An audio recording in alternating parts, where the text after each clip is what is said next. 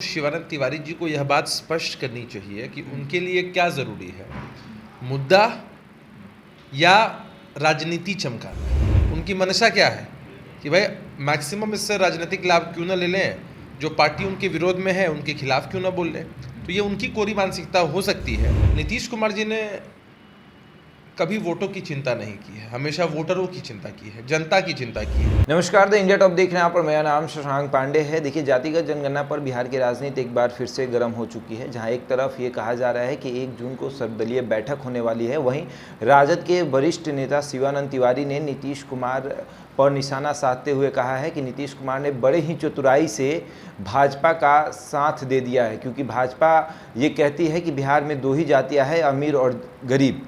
वहीं भाजपा अब नीतीश कुमार के साथ मिलकर जातिगत जनगणना कराने जा रही है। तो भाजपा की ये रणनीति है जो कि कुछ लोग समझ नहीं पाए हैं और नीतीश कुमार बड़ी ही चतुराई से अब भाजपा के साथ खड़े हो गए हैं। हमारे साथ बात करने के लिए जदयू के प्रवक्ता अभिषेक झा हैं।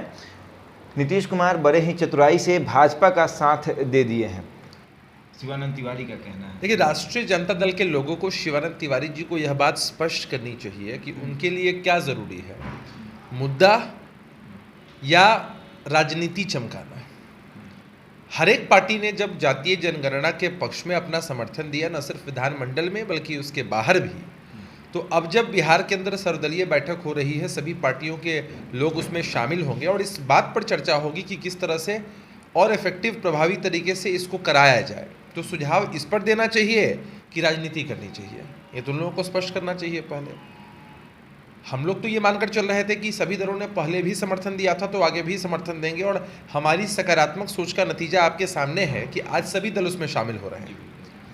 लेकिन अगर शिवानंद तिवारी जी इस तरह की बातें कर रहे हैं तो यह तो दिखलाता है ना कि अगर मुद्दा बिहार के अंदर सेटिस्फाई हो भी चुका है, बात मान ली भी गई है, लेकिन उसके बावजूद उनकी मंशा क्या है कि भाई मैक्सिमम इससे राजनीतिक लाभ क्यों ना ले लें, जो पार्टी उनके विरोध में है उनके खिलाफ क्यों ना बोल लें। तो ये उनकी कोरी मानसिकता हो सकती है।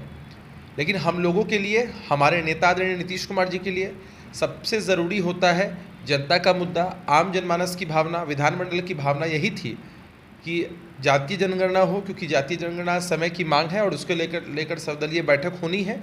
आने वाले समय में जातीय जनगणना बिहार में होगी। नीतीश कुमार ने बड़े ही चतुराई से इफ्तार पार्टी में जाकर बीजेपी के ऊपर दबाव बनाया और जातिगत जनगणना के लिए राजी किया, और बीजेपी ने ये सोचा कि अगर जातिगत जनगणना करा लेंगे तो 25 का और 24 का दरवाज़ा हमारे लिए बिहार में खुल जाएगा। देखिए, ये सब एनालिसिस उनका हो सकता है, स्पेकुलेशन उनका हो सकता है, चूँकि उन लोगों के पास कोई काम नहीं है करने के लिए, तो इस तरह की बातें वो लोग कर सकते हैं। नीतीश कुमार जी ने कभी वोटों की चिंता नहीं की है, हमेशा वोटरों की चिंता की है, जनता की चिंता की है। इसका नतीजा है उनको जनता तहे दिल से पसंद करती है। तो इनको अपना जो भी एंगल बोलना है बोलने दीजिए, उससे कोई फ़र्क नहीं पड़ता है। अच्छी और बेहतर बात यही है कि अपने कहे के अनुरूप नीतीश कुमार जी बिहार में जातीय जनगणना करवाने वाले हैं। अच्छा, लास्ट सवाल है उनका ही, अंतिम एक लाइन और उन्होंने लिखा है कि जो लोग सपना देख रहे थे मुख्यमंत्री सरकार गिराने का, दूसरा सरकार बनाने का, उनका सपना अधूरा रह गया। हमें तो लगता है कि वो अपने दल के लोगों पर ही कटाक्ष कर रहे हैं। हो सकता है अपने नेता पर कटाक्ष कर रहे हो, क्योंकि उन्हीं के नेता, उन्हीं के दल के प्रवक्ता से लेकर कार्यकर्ता सब लोग इस उत्साह में हमेशा रहते हैं कि भाई हमारी सरकार आने वाली है, ये सरकार गिरने वाली है, हम लोग सरकार में शामिल होने वाले हैं। तो ये तो कहीं ना कहीं उन्होंने दिवा स्वप्न पर चोट किया है अपने दल के लोगों। तो आपको जाकर उनके दल के लोगों से प्रतिक्रिया लेनी चाहिए इस पूरे मामले पर।